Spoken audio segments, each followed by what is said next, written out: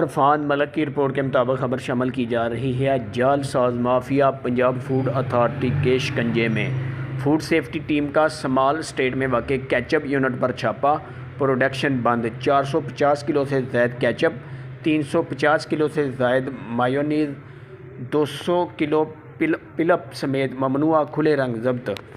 4 tubes, filling tank, cylinder, چولہے، motor اور دیگر مشینیں بھی تحویل میں لے لی گئیں۔ موقع پر کیے گئے ٹیسٹ فیل ہونے پر کارروائی عمل میں لائی گئی۔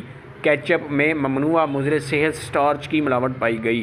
کھلے رنگوں، کیمیکل اور مصنوعی فلورز کے ملاوٹ سے جعلی کیچپ اور میونیز تیار کی جا رہی تھی۔ کیچپ کی پیکنگ کے لیے غیر منظور شدہ لیبل استعمال کیا جا رہا تھا۔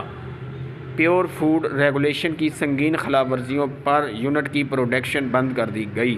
ملاوٹی کیچپ اور میونیز کو گوجرانوالہ میں مختلف فاسٹ فوڈ ہوٹلز اور چھوٹی دکانوں پر سپلائی کیا جانا تھا۔ سٹارچ، کیمیکلز اور کھلے رنگوں کی ملاوٹ صحت کے لیے انتہائی نقصان دہ ثابت ہوتی ہے۔ ملاوٹ مافیا کو کسی بھی قسم کی رعایت بھی نہیں دی جائے گی۔ معیاری خوراک کی فراہمی میں رکاوٹ بننے والے عناصر کے خلاف کارروائی مسلسل جاری رہے گی۔ بنیادی اشیاء خوردونوش کی تیاری میں جعل ساز کرنے والوں کو کاروبار کی اجازت نہیں دی جائے گی۔ D G food authority Raja Jahangir Anwar. Cameraman Ali Butt کے ساتھ عرفان ملک، نیوز 4 گوجرانوالہ۔